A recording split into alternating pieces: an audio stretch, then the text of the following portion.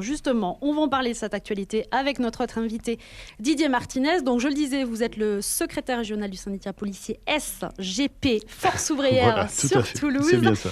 Ça fait 16 ans que vous officiez à Toulouse. Voilà, exactement. Donc ce sentiment d'insécurité, d'un certain côté, vous n'êtes peut-être pas la meilleure personne pour en parler parce que vous, l'insécurité, vous la vivez au quotidien. Mais j'imagine que les Toulousains, vous les voyez tous les jours dans les rues. Vous sentez un comportement différent ? Mais on sent que ça monte en puissance de toute façon et que cette crainte de l'insécurité se traduit très souvent par la crainte justement d'une atteinte à l'intégrité physique des personnes. C'est ça qui traduit véritablement le sentiment d'insécurité. En préalable, je voudrais dire que j'ai survolé justement ce dossier et le peu que j'en ai lu, les premiers mots que j'ai eus, c'est de dire que c'était très juste. Donc l'analyse a été faite en profondeur, ça a été quand même particulièrement bien réalisé et je crois qu'on reflète particulièrement dans le dossier du Point l'état d'esprit en tout cas de la branche police que je représente. Un deuxième point que je veux développer, on en a parlé tout à l'heure, cette délinquance à Toulouse, on a parlé des quartiers, on a parlé du centre-ville. Pourquoi il y a plusieurs types de délinquance ? Dans les quartiers, on sera plutôt dans la thématique des violences urbaines, des incendies, des guet-apens, des véhicules brûlés, des rodéos. Dans le centre-ville, on a le potentiel, on a les victimes et on a les lieux où se commettent les infractions parce qu'on a sur ces sites précisément les personnes vulnérables auxquelles s'en prennent les délinquants, tout simplement. Voilà pourquoi. C'est là où il y a la richesse aussi. Exactement, ça explique pourquoi on a l'activité en centre-ville avec une accentuation de la délinquance et toujours ces noyaux durs dans les quartiers qui pourrissent la vie à la fois des habitants mais aussi des policiers parce que toutes les nuits, et encore il y a 2 nuits, des coups de feu, des interventions, des poubelles brûlées pour attirer les pompiers, se faire caillasser, nos collègues aussi, et au quotidien c'est vraiment usant. Alors j'imagine, mais alors d'après vous, qu'est-ce qu'il faut faire notre invité le disait tout à l'heure, vous réclamez plus d'effectifs. Est-ce que c'est la solution ? C'est en tout cas indispensable, d'une part, pour occuper le terrain, parce qu'il y a nécessairement de la réactivité de la police pour intervenir, pour anticiper parfois autant que faire se peut, mais aussi la police, c'est pas seulement ce qu'on voit, le bleu sur la voie publique, c'est aussi les enquêtes, l'investigation. Pourquoi nous manquons d'effectifs à Toulouse ? Parce que, parlons du quartier des Isards, le commissariat Nord. C'est un quartier où, à l'investigation, on a 8 collègues qui ont chacun plus de 300 dossiers en portefeuille. Ce sont des collègues pour lesquels il y a une saturation et un stress, une pression à sortir des dossiers, à enregistrer des plaintes et à mener des enquêtes rapidement, mais ça met parfois 5-6 mois avec 300 dossiers. Et pour soulager cette investigation, ces enquêtes menées, effectivement, par la force des choses, il faut du policier en enquête, du policier sur le terrain, et on commencera avec 150 à 200 fonctionnaires de plus à Toulouse à se montrer un peu plus efficace. Alors, 150 fonctionnaires, c'est un peu la promesse de Jean-Luc Moudenc, le nouveau maire de la ville, qui a dit qu'il allait recruter des policiers municipaux. Certes, ce ne sont pas des policiers nationaux, vous n'avez pas les mêmes fonctions, les mêmes prérogatives. Ça peut vous soulager ?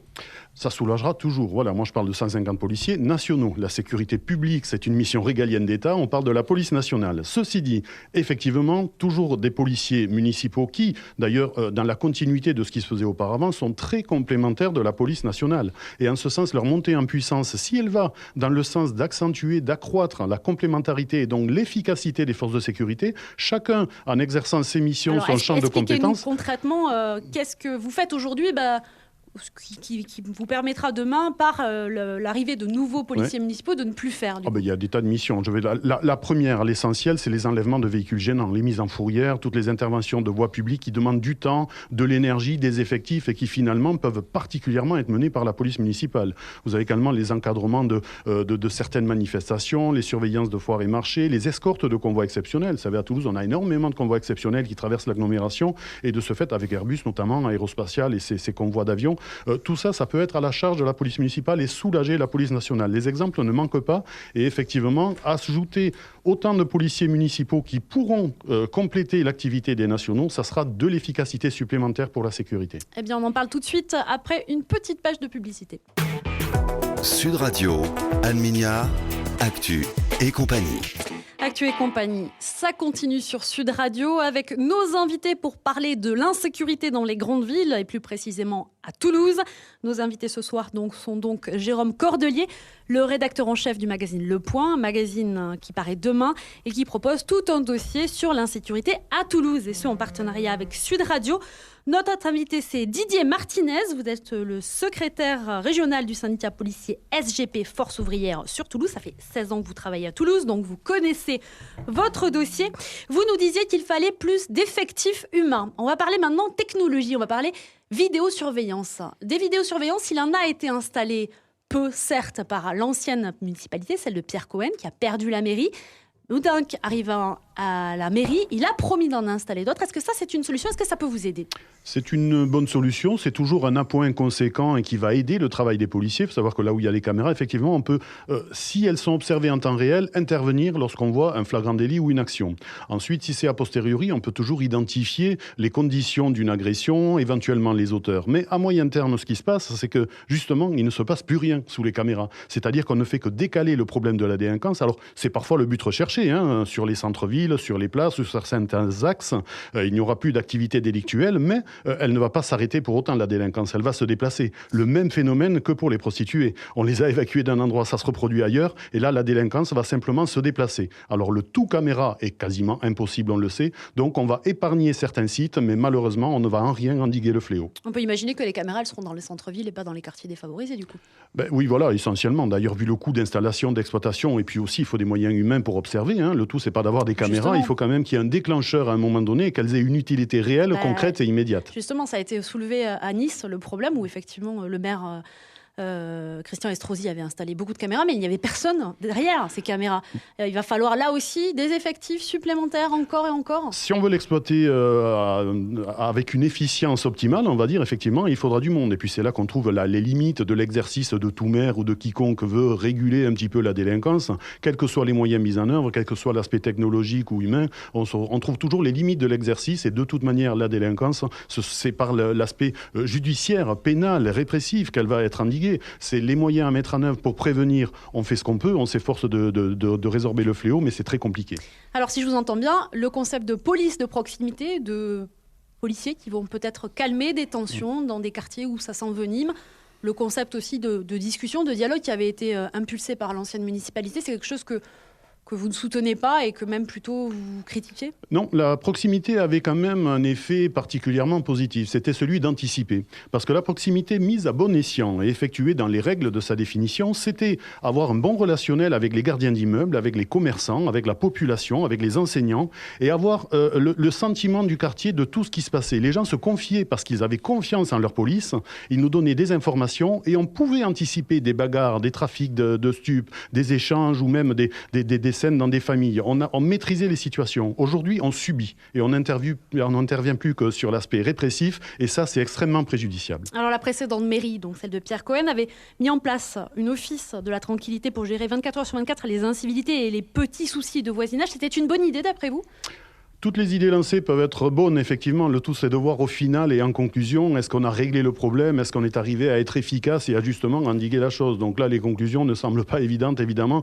Quand il s'agit, vous savez, de tapage, de différents familiaux et de ce genre d'intervention. C'est des interventions que vous n'avez pas à faire, du coup. Je crois que dans l'urgence, les gens, les voisins et les personnes en cause appellent le 17. Le 17 est tenu d'intervenir. Vous savez, on a entre 400 et 500 appels 17 par jour à Police Secours Toulouse. Les 500 appels ne sont pas de même gravité, de même importance, voilà. J'imagine. Il faut faire le tri, il faut être réactif, saisir la bonne intervention, la bonne opportunité, avoir les moyens d'intervenir. Là où il y a 10 ans, on envoyait un équipage, on en envoie 3 aujourd'hui dans les quartiers sensibles.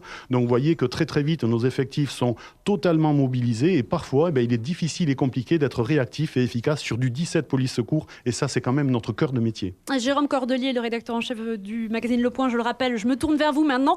Tout ce que vient de dire Monsieur Martinez, c'est à lire en fait dans les pages de votre magazine. Exactement. Et d'ailleurs Monsieur Martinez est interviewé dans ce dossier, il nous a donné de bonnes informations. La vidéosurveillance aussi, c'est une enquête de notre correspondant Stéphane Thépeau aussi qui est très bonne. Je reviens un petit peu sur la vidéosurveillance parce que c'est vrai que ça a été une forte polémique entre l'équipe municipale actuelle et l'équipe municipale précédente. Emmanuel Valls a un peu fait le juge de paix, si je puis dire, lors de sa dernière venue à Toulouse, début octobre, puisqu'il a dit qu'il n'y a pas débat. Il faut évidemment augmenter le nombre de caméras de surveillance. Qu'il y ait 21 caméras de surveillance à Toulouse, ça paraît un chiffre insensé. C'est-à-dire qu'évidemment, il faut qu'il y ait plus de caméras. Alors, en même temps, c'est un avis que donne le Premier ministre, mais qui n'est pas forcément partagé par tous les membres de son gouvernement, ni par tous les députés à l'Assemblée nationale. nationale. La vidéosurveillance, aujourd'hui, ça fait débat. À Nice, je ne suis pas aussi expert que M. Martinez, mais je pense quand même que 21 caméras sur une ville comme Toulouse, ce n'est pas suffisant, évidemment. Il faut davantage de moyens, même si, comme le dit le sociologue François Dieu, qui est un expert, un bon observateur de la sécurité, en France et à Toulouse particulièrement, puisqu'il est à Toulouse, le plus de caméras et plus de policiers ne font pas une politique de sûreté. Mais on voit bien quand même qu'il y a un déficit de moyens dans cette ville. Et encore une fois, je parle sous le contrôle de M. Martinez, dont je remercie au passage pour ses compliments sur notre dossier. Mais on voit bien qu'il y a un déficit de moyens dans cette ville. Pourquoi cette ville, qui est la deuxième ville pour le maintien de l'ordre public, pourquoi cette ville semble, comme le dit Jean-Luc Modin, autant oubliée par l'État Didier Martinez, je vous pose la question directement. C'est une bonne question, parce que franchement, toutes les démonstrations qui ont été faites sur le manque d'effectifs, sur l'actualité, puisque même en remontant en deçà de l'affaire Mera dans les années 2010, on avait vraiment, en termes de violence urbaine et d'activité délictuelle, une augmentation constante, les cambriolages, les carjacking, les homejacking. Vous savez, Toulouse n'a rien à envier aux grandes métropoles, et même si en termes de maintien de l'ordre, on est numéro 2, quand les compagnies de CRS viennent en sécurisation à Toulouse, vous savez, ce sont des gens aguerris qui font toutes les villes de France qui se déplacent. Quand ils arrivent à Toulouse, ils nous disent mais on connaît le 93, mais ensuite le deuxième secteur le plus difficile en France, c'est Toulouse. Et toutes les compagnies s'accordent à dire que Toulouse, pour eux, c'est quelque chose de très très difficile, de très sensible. C'est vous dire le quotidien de nos collègues qui toutes les nuits, tous les jours sont sur